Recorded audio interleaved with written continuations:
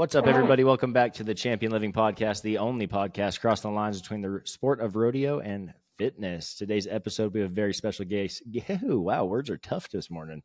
Oh, we have a very special guest on, Cody Brewer, professional bull rider, IPRA champ.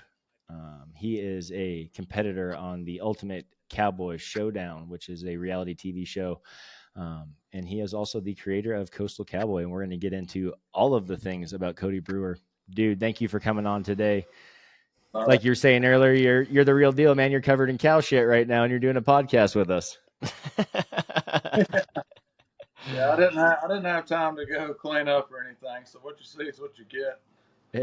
Hey, that's all right. That's the nice thing about these podcasts is we don't have to smell each other. Yeah, right. That's awesome, man. Well, again, thank you for coming on, dude. I've heard about you. I've seen a little bit of the show. I obviously heard about you in the bull riding world. I've been around rodeo for a long time.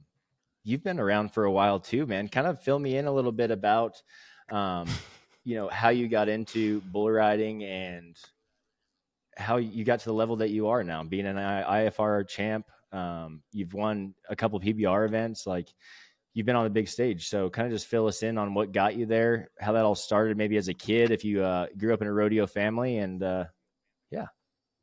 I didn't necessarily grow up in a rodeo family, but literally like the first thing I can remember, when you're young, you like have your first memories. And the first thing I can remember is the bulls running up on 8 seconds. So I'm pretty sure my mom probably watched it too many times. But she didn't. She wasn't very fond of me riding bulls. I guess I was in the first grade and I started getting on calves, and I didn't like them because they were just darting out through there. So I started getting on the steers, and she didn't like that because she knew what came next. So she kind of kept me away from it for a little while, and I finally just lied and snuck and got on one night at a Lone Star rodeo when I was like 15. I got somebody to sign for me, and somehow I messed around and rode him. Thank goodness for duck spinners. Yeah. If he would have just whipped me down and treated me how I deserved at the time, I probably might be a different person right now. I don't know. Yeah. Oh, that's awesome. But you got him rode and hooked forever. Yeah. And it was weird because I even got off on my feet. Everybody's kind of looking. Everybody was expecting me to, just to get wrecked out. And so when I got off, I was just kind of looking at everybody, and they were just kind of looking at me. And it was kind of awkward for a second, to be honest with you. But I pretty much, I played football too at the time. So I was practicing 4 days a week, games on Friday night, and then I would go fence on Saturday and Sunday morning, so I'd have enough money to go to this guy off the road named James Young's place to get on practice bulls. Dude, that's awesome. So it's pretty much 7 days a week. But yeah, that's really cool. So once I got sick of team sports in high school, I just somehow talked him into letting me graduate when I was 16, and I just didn't look back after that very much. Dude, good for you. That's awesome. That's pretty it's kind of a cool story because you just you have this desire to get on bulls and steers at a young age, and looking at your background, it's not that you were necessarily preparing physically to go ride bulls, but you are already an athletic guy, practicing football 4 days a week, going through 2 days in the summer. I'm sure, like you said, building fence on the weekends, like you are physically active and strong. So to hear about, like, I think just the intrinsic motivation that you have, someone that is, striving for more, always wanting to get better. When you got on that bull, you'd been thinking about it for so dang long that athletic ability just took over, and it's like, oh dang, that was pretty good and a lot of fun. Like, I want to keep doing this. Yeah, that's really cool to hear, man. Really cool. And so you said you graduated early? Yep, I graduated when I was 16. Mm-hmm. And I think I weighed about 190, 195 pounds. And when I stopped riding bulls 2 years ago, I still just weighed 205 pounds 15 years later. That I weigh like 230 now. Yeah. I weigh like But that- 230 now, but I still. I think that's awesome, though. That's one of the reasons why one of the many reasons why I was so pumped to have you on here is that you're not what a lot of people are like. We go through this phase where bull riders are wanting to all be. It doesn't matter how tall you are; they want to be 135, 140 pounds. Want to be like Jess Lockwood. We want to be, and the durability that comes with you rode bulls at an elite level successfully for a long period of time. The durability that comes with being, 190 or 200 pounds. Sure, there's a point of 225 might have been too much, but there was definitely, you're explosive, you're durable, you're strong, you're able to, man, I think that you are just such a great example of what, we've been talking about and trying to change the mindset of rodeo athletes, especially bull riders. Well, Jess Lockwood, he's an amazing bull rider. I think he got handpicked with some of the best guys in the world and got groomed into being a world champion, but he is already physically shot right now, and he's not even where most guys haven't even won a world title at that point in their career yet. He's already won 2 of them, and he's amazing, but he can't keep his body together. Mm-hmm. So that's just the way I look at it. On my best day, I couldn't carry his bull bag to the locker room. I ain't saying that. I'm just saying, like, it come at him so fast, and he got to do it while he was still young and healthy. But I don't think he'll ever be able to do it again because I don't think he focuses on his physicality enough. Yeah, and I'll tell anybody that to their face too. I don't give a shit. Yeah, I'm the same, man. I'm the same, and that's just facts. Just the fact about it, that's just what it is. Look at Cooper Davis. He was real thick his rookie year, and he cut that weight, and but you can look at him, and you get a hold of him. I bet he's a grown man. You know what I'm saying? But he spends a lot of time on the physical side of it. There's a difference. Big difference. There's a huge difference, and we see that so much in bull riding as young guys, so talented like Jess is, and like you said, getting groomed into being on this elite level, which at a young age, you'll probably attest to this, your body's just able to go through a lot more and not feel the repercussions of what's happening. Are you with us? Somebody froze. Yeah, he might have froze up a little bit. There you go. You're back. You said you get Jess Lockwood getting groomed. Well, there's these young guys coming up at an elite level, and they're so young, their bodies are able to bounce back from getting wrecked out over and over and over. Well, when you do that so many times at a young age, it compounds, right? So a guy who's won 2 world titles, his body is wrecked, he probably feels not good every day. I wouldn't have the desire to keep going, right? It's hard because you're like, I've already won 2 world titles. Like I've proved my point. I'm good. So I agree with that 100% on what you were saying about just it pays off to be durable, man. That's the whole sport. That's how you have longevity in it. Yeah. That's another thing. I think what's big with Mooney, how he's been able to do it for so long, getting wrecked out so much, is he's constantly moving and working at home. Mm-hmm. And because if he ever sat still for 2 weeks and laid around on the couch, he might not ever get back up. He's afraid. Yeah. You know what I'm saying? That's true. Oh yeah, that's true for sure. That's just like those old men. They live forever as long as they can still work. But as soon as one of them gets too old and crippled up to work, he goes downhill fast. Mm-hmm. Yep. Oh man, you're spot on about that. When you're making your body move every day and you're working it, you're not hurting it. It might hurt a little bit while it's happening, but either way, like, you've got to be doing something. You got to be. That's awesome. That is a one-liner that we need to just have picked out right now for everyone to see. That's perfect, dude. And that's the absolute truth to living a long life is just, you got to keep moving. And kind of speaking of that, what's life look for you like? What does it look like for you now? So you're working. You got a ranch you work at home? Do you own a ranch, farm? Like, how's everything work now? I just bought my own place in February, so I've been pretty much just building that up from nothing. And I think I know a lot of things, but I learn every day that I only know a few things. So it's been a big learning experience.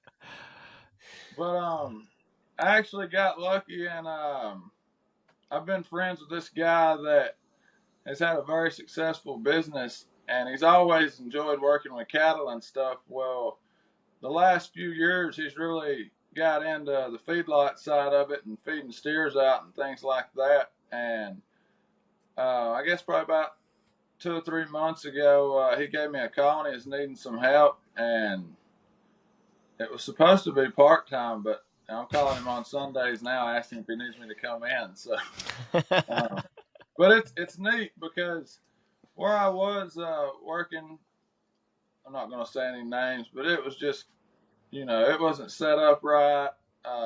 It was pretty much just a joke. And when I left there, it was for a university, if that tells you anything. So when I left there, I was like, I'll never work cattle again if I got to do it, like that. And then lo and behold, I end up here, and a lot of my buddies from out west and stuff, they're like, dang, that place is set up nice. And I'm like, yeah, it's like if you died and had to go work cattle in heaven, that's where you're going to be, was right here. So I am, I plan on dying here. So a lot of people, especially in our age group, I feel like, everybody wants to go be a boss and do their own thing. I think that's good. A lot of people need to. But I think there's a lot more people that, need to find somewhere that not everybody's a leader, or being a leader wouldn't be a thing. You know what I'm saying? Mm-hmm. And so, it's like the guy I work for. I've had a lot of bosses, but, you can just talk to this guy for 5 minutes and you want to go chew through a wall and do whatever he says, Yeah. Like, there's a difference in a leader and a leader and a motivator, and then just somebody that's sitting around, do this, do that. And, the way I see it is I could wholeheartedly be trying to do my own thing and blaze my own trail, but I have a really good job. He takes very good care of me. I still get to do what I dream about doing, and he gets to do the same thing, except when he goes to bed at night, he's got to think about all the financial part of it, and I just get to fall asleep. So it's just another way to look at it. I mean, I still have other businesses and things like that I do on the side, but I don't have to be a big dick 24/7. If I got somebody I trust, hell, I'll work for them all day long. That's just how I am. Dude, yeah, that's awesome. I think there's a lot of people out there like that, and I think that's really an important thing, and it's never been said on this podcast. Is like, not everyone's meant to be a leader, and that's okay. That's it's a personality type, if you will, and it's when you find people that are leaders to surround yourself with, it's important. And so you find a good niche like that, and somewhere you can grow, you're continuing to grow as an individual, and you're getting to do what you love, and you have these other things that you can work on as well. Man, there's nothing better than that. I think that's awesome. And I definitely encourage anyone out there listening to go that avenue if that's an opportunity for you, because you're going to learn so much. You said he's a very successful entrepreneur. Dude, it's priceless, the things that you're going to learn from him.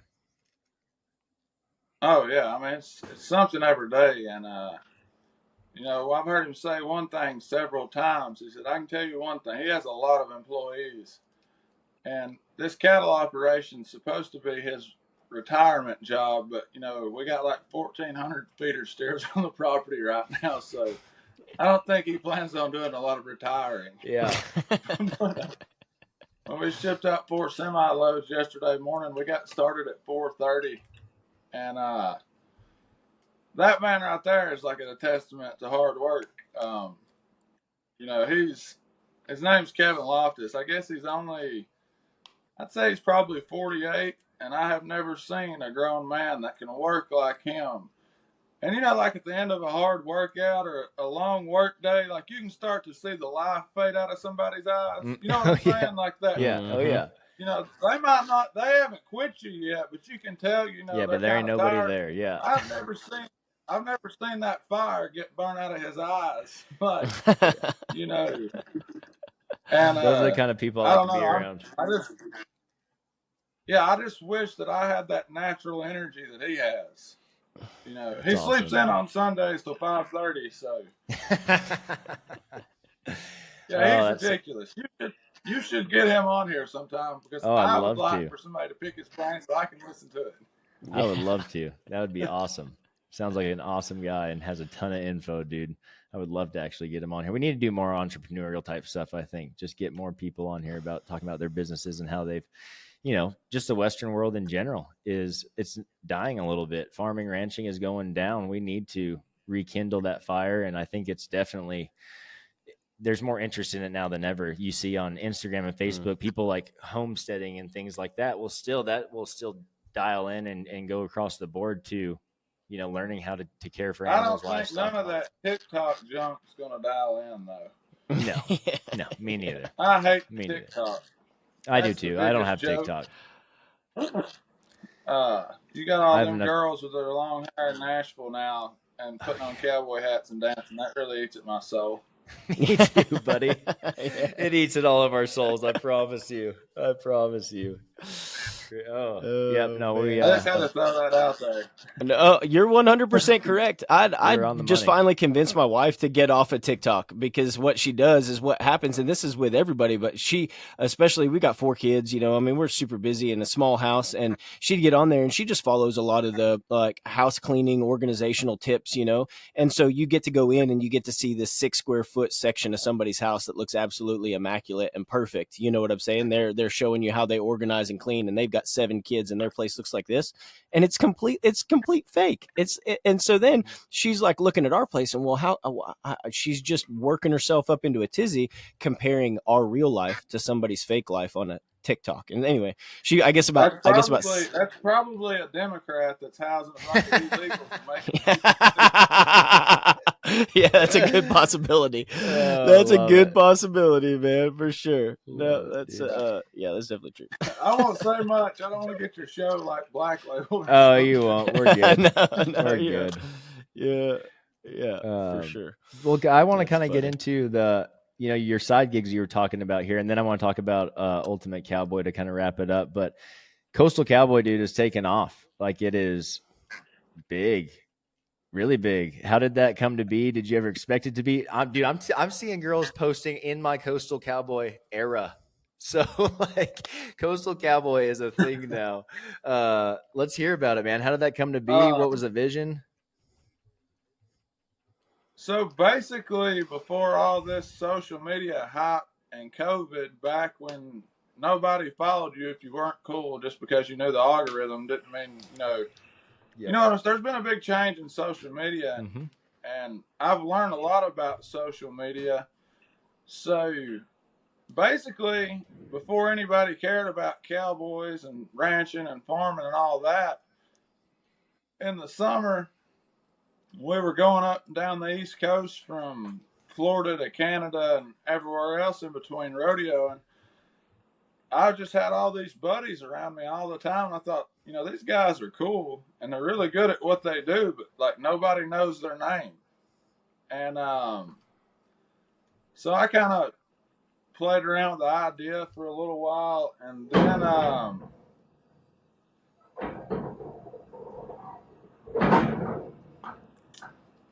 so I played around with the idea for a little while, and so I just started an Instagram account, and then I started a Facebook account. And basically, when I was rodeoing, like, I was always big into videoing my buddies' rides anyway.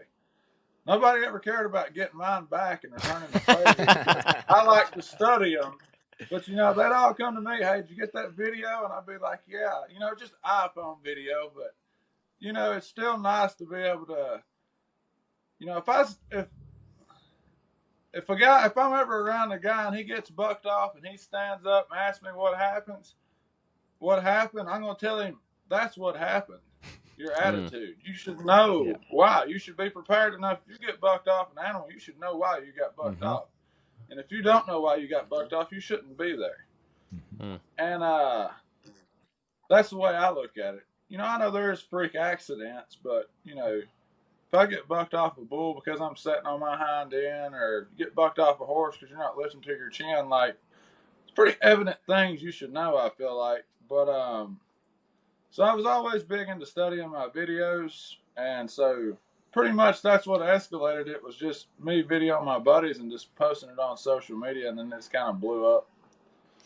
To make a long story short, and I really didn't know what I was doing at all, but those are the best things, man. And I'll tell you one thing. Here's a big secret to success right here. So for the first 3 or 4 years I done it, there was only like 5 people that actually knew who was doing the videos.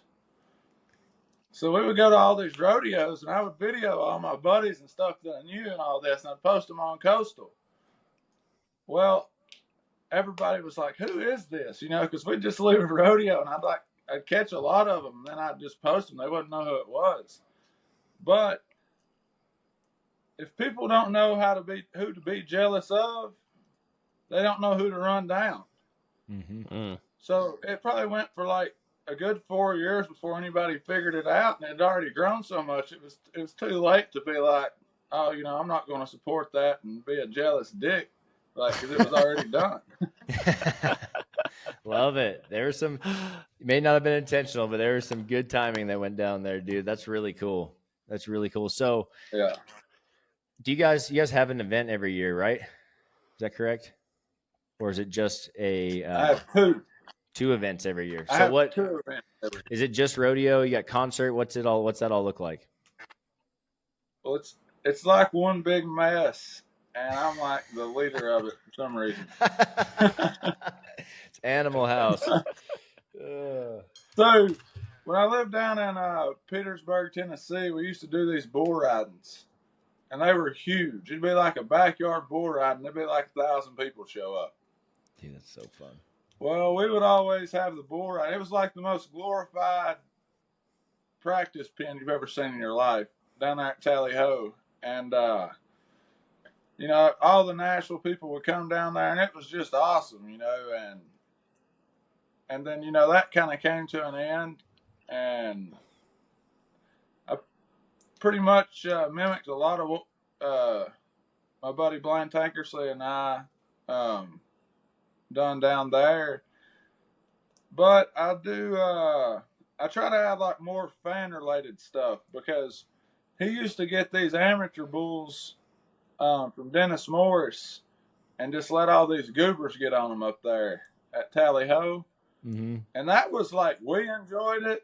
Everybody that was buddies with the guys getting on them enjoyed it. You know, it was just hilarious. And they were getting on, you know, this junior rodeo caliber bulls, so nobody died. Yeah. And, you know, everybody really got into it. So that's why I like, when I do an event, like half of it, I try to make half of it professional, and I try to make the other half, like, I have a wild steer ride, and we have to cut it off at like 60 or 70 entries, because there'll be all these Nashville girls. There'll be like 30 girls, you know, these prissy girls from Nashville, you know, they're getting on steers and stuff, and then these guys are trying to show off, and they're getting on them. So I just try to put in a lot of fan related events, and try to set them up where they don't die, and people love that more than they do the other stuff. But you know, anytime I can put some liberal from the city on an animal, then they can't go back and hate on rodeo in the city when they get back. So absolutely, man. No, I think that's really, really cool. And you're reaching far beyond just the Western crowd there. You know, you're getting people excited about rodeo, about the Western way of life, hearing about these girls that are city girls coming to get on steers. Like, there's nowhere else in the world. They literally probably nowhere else in the world they can go do that. And it can be, you know, somewhat controlled. You've handpicked the stuff they're getting on, that nobody's theoretically going to die, which is always nice in rodeo. And it's cool, man. You're really spreading the reach for rodeo and Western life. And that's, to us, that's what it's all about. What we're doing is we just want to help rodeo grow. And I feel like that's the same for you. Well, I'm just glad people like y'all are doing things like this, because there's a lot of fake people out there trying to do this, and they don't even know what they're talking about. So that's why I'm talking to y'all, not somebody else. Yeah, we appreciate it, man. We really appreciate you being here too. And dude, even and kind of getting into that whole thing, people being fake, like being a cowboy is a hot deal right now, man. Yellowstone made that happen, which I think is cool. There had never been more attention on the Western way of life with that being said, you have Hollywood spin on it a lot, right? I was all for it when it first blew up. I was like, and it has been good for the Western world. You can't say it hasn't. But, you know, I just kind of hate it too. Just a little bit. Yeah, no, it will, because it starts to become not how it really is. They start portraying a picture that's not real. And so people get this false belief of what rodeo really is or whatever. Go ahead. Yeah.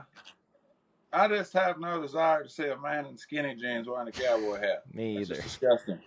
Me either. You know, we used to go out to Nashville about 7 or 8 years ago, and we purposely wouldn't wear our hats because we knew it'd get us in a fight. Because, you know, you just stand out in a place. So we didn't wear our hats because every time we did, you know, we'd end up, somebody just be disrespectful. And, you know, you only take so much. And, but now you go down there and all the people we'd probably been knocking out 5 or 6 years ago, they're all wearing hats. Funny how the times change. Funny how the times change, man. Well, getting into, I want to talk about Ultimate Cowboy, because I think this is a great transition from what we were just talking about, kind of that fake entertainment side of Western life that they portray, but this is different, and they have guys like you that are on the show competing. And will you just fill our listeners in for like what the show is, this is your second time on it? If I'm not wrong, this is like an all-star cast, right? Like this is the winners of different seasons going against each other. Yep. Yeah, so everyone that got invited back to this season, for the most part, they finished high in the season they were on prior. And so it's going to be a dogfight, because, you know, everybody's coming back and they're more prepared, and, you know, you understand the show now. So I was on the first season. So after the first season, you know, I was not a pleasant person, because I was still riding bulls at the time, and I was probably going into that to shoot that show. I was riding bulls better than I'd ever ridden in my life. And I was more mentally and physically in tune than I'd ever been in my life. Like, you know, everything was just right. And that was a big damper. Yeah. Because, you know, it pulled me out of my routine. If you don't have a routine, I don't know. Some people can be successful without one, but I was not that person. Like, you know, every day had to be a certain way. And then when I went down there and done that, it kind of pulled me out of that. And, you know, they wanted you to talk and do this and do that. And starting out, you know, I was like, well, I don't care what they done. It doesn't affect what I'm doing. And then I kind of figured out if you don't start talking, you're going to get sent home. So I had to open up a little bit. And, yeah, it was a little awkward. I just wasn't used to all the talking. You know, it's one thing to bicker with your buddies that are your buddies. You know what I mean? Like, you know, when you're rodeoing together, like, if I ever done something like messed a bull up or something like that, I was upset. And, you know, and if one of my buddies said something about it, I appreciated it. You know what I'm saying? Like, you know, you should have done better or something like that. Or if I saw one of my buddies, you know, just give a weak effort or something, or let one get by, you know, I'd call them out on it. I just think that's how men are supposed to be. We're not supposed to pad where we sit down for each other. We're supposed to hold each other accountable. And, you know, it's one thing with your group, but when you get on like that show, you don't know any of these people when you get there, like for the first season. So that kind of left a little bit of negativity with me towards it after the first season. But going back for this fourth All-Star season, Jay Storm's coming back, Jared Lee, that little guy from Mississippi with the bullwhips. And there's some characters on there. Like and I actually enjoyed this season, because when we got done filming the first season, all I wanted to do was fly to Oklahoma and fight Ethan Treadwell every time I thought about it.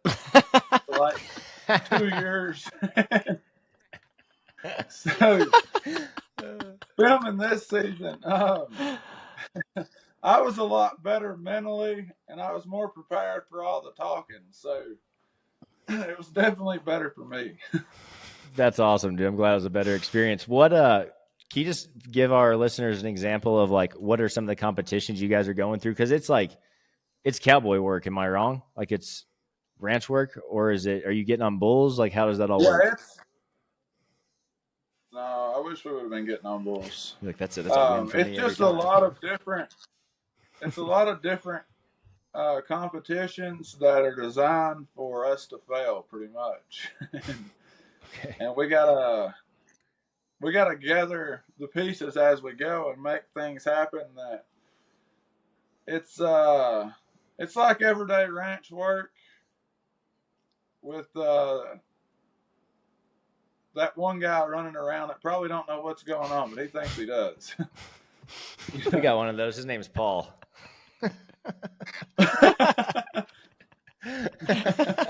It's like yeah, it's just it can test you mentally a bit, but I'm trying not to let any spoilers out. No, you're good, man. It goes fast. Like it's pretty fast paced this season. I can put it that way. That's awesome. I'm excited to see and it. I'm grumpy and I don't get enough sleep. Yeah, dude, I am too. And if I get hungry, you better look out. I'll be real grumpy. Where can people watch this? You're good. Sorry. You can watch it on INSP, and I'm not exactly sure what streaming platforms it'll be on yet. Okay. I tried to talk them into hiring me to handle their social media, but they haven't, and I don't really know a whole lot about what's going on. So. Fair enough, man. Fair enough. Yeah, well, not yet. Not yet, right? There's your sign. Yep. There it is. Man, we really appreciate you coming on today. And anyone listening, check out Cody Brewer, check out Coastal Cowboy. Make sure you check out the Ultimate Cowboy Showdown. You can go to insp.com and look up the show and check out all the streaming availability. I just had it pulled up here. Man, you are a great role model for cowboys everywhere, for the Western world. We appreciate you being on here, man, and appreciate what you're doing for everybody. We'll definitely have you on again, and hopefully we can all get together in person and do one of these. That'd be a lot more fun. Yeah, get me on after the show. You'll like that. Deal. That's okay. A deal. That's a deal. We'll have him on after the show. I can talk more then. Perfect. We'll get you to fill us in. I just got to keep myself watered down. Oh yeah, California. I got to keep myself watered down for California right now. So. No, I get it. We'll definitely circle back and get you back on, bro. As always, we got to thank our sponsors. Beastmaster Rodeo, been with us since day one. The premier rodeo gear company in the world. Check them out, beastmasterrodeo.com. Use our discount code CHAMPIONLIVING, all one word, gonna save you 10% on all their products. And HOOEY Brands. You see us in their hats. You see us in all their shirts. I just saw Paul do a full depth squat in their jeans. I wasn't lying. What's up? Use our discount code CHAMPIONLIVING, all one word, gonna save you 10% on all of their products. Guys, until next time, we'll catch you later.